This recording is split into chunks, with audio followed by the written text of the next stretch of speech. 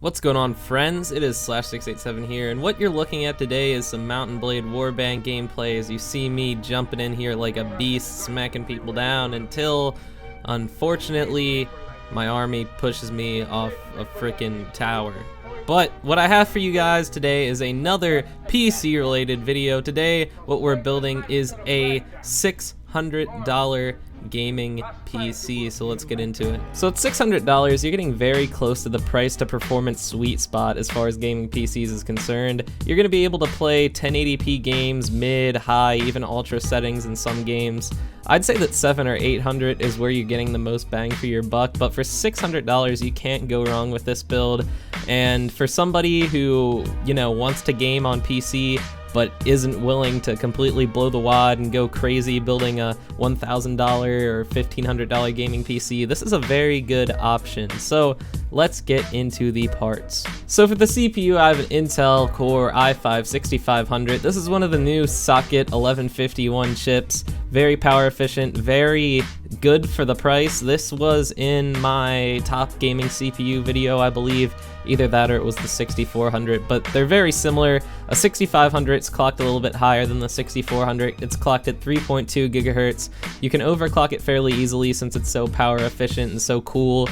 And even on the stock cooler, you should get some nice frequencies out of it if you have the proper motherboard and proper cooling and all that jazz. So for as far as the CPU is concerned, you really can't go wrong with this i5, and it should last you the next few years, and it should last you down the line. Next up for the motherboard, we have the MSI B150 PCMate ATX motherboard.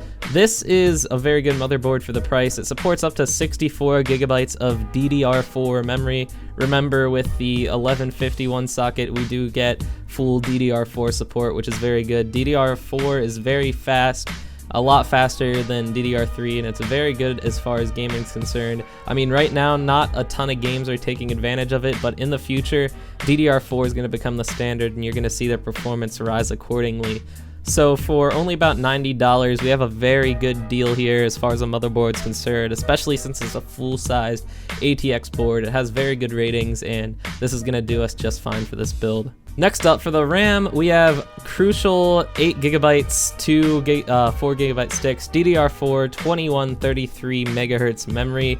It's not fancy, it's generic RAM, but as far as RAM's concerned, I really don't see a point in paying extra for fancy heat spreaders. It all does the same thing, and for only $40 for 8 gigs of DDR4, that's a very good deal, and especially coming from a reputable brand such as Corsair, you're going to be doing just fine. Next up for storage, I have a Toshiba 1TB 7200 RPM hard drive. I pretty much just picked the cheapest 1TB hard drive I could find that was a fairly reputable brand. Toshiba makes pretty good hard drives. We have one down in the computer in my living room, and that thing's been running strong for what, like 8 years. So as far as Toshiba hard drives are concerned, pretty good, and 7200 RPM is pretty much the standard, so it's gonna do fine loading all your pictures and whatnot. And 1TB, you might want to step it up to 2 or 3 as far as you know, terabytes are concerned, because 1 terabyte does not get you nearly as far as it used to. So if you have the extra money, I would recommend getting a 2 or 3 terabyte drive. Next up, the most important part of a gaming PC, we have the video card, which is an EVGA GeForce GTX 960.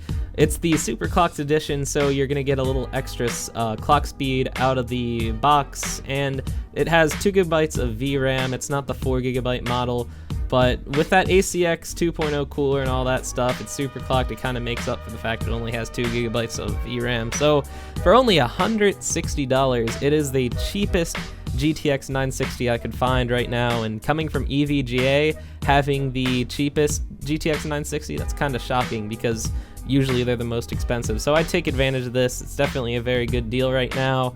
I was hoping I could squeeze a 970 into this build, but you know, it was kind of impossible with this i5-6500 because that thing is $200 and it takes up a good chunk of the build, so I had to settle for a 960. A 960 is still a great card for 1080p medium to high setting gaming, so it's really not that bad, but if I could fit a 970 into this build, I would.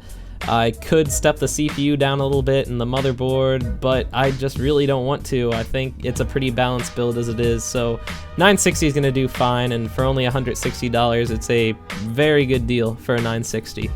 Next up, the case. I switched it up a little bit this time and went with the NZXT Source 210 black ATX mid-tower case. It's a lot like the one I was using last time, the Corsair, what was it, 200R or something like that. It's a very good case. It looks a little bit plain, but I don't know, I just like plain cases. I don't like anything real fancy. It has your side panel and all that stuff. It does the job. It's a mid-tower, so you're gonna get good airflow, plenty of room in there for all your cable management, and for only $37, it's a very good deal. Lastly, the power supply. I went with the Rosewill 750 watt 80 plus bronze certified semi-modular power supply.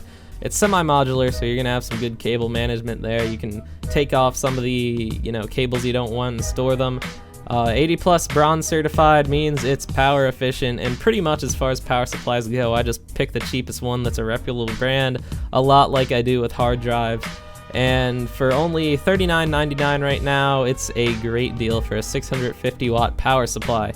Of course, I'm going to start adding this to the end of the video. Of course, prices are subject to change in PC parts, so when you go and you put this build together, it might be more than $600, but as of now when I'm making this video, it's $611, and I'd call that a very good PC for the money. So if you guys enjoyed this video, be sure to leave a like, be sure to subscribe, and be sure to comment, and I'll see you guys later. I hope you enjoyed. Peace.